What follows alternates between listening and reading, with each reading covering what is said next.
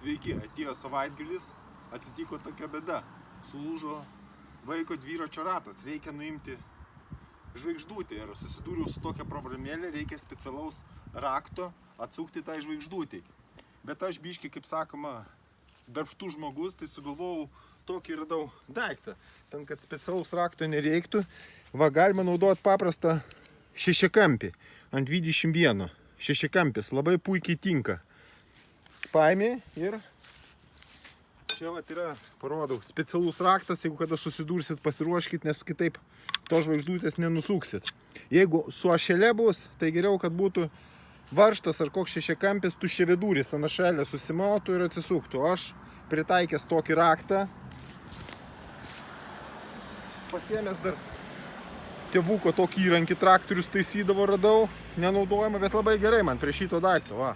Čia kaip tik, kaip specialiai, vos ne kaip specialus raktas. Pasiėmė, va, rodau, išračiau, jokių fokusų nėra, jokių stebuklų. Įstatai labai tinka, 21 šešiakampis. Pasistatai ir atsuki, viskas.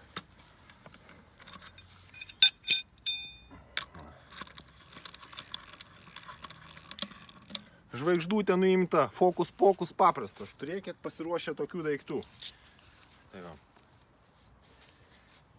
Tai va, gal kam patiko patarimas, ar ką, statykit patiktukus, iki kitų kartų.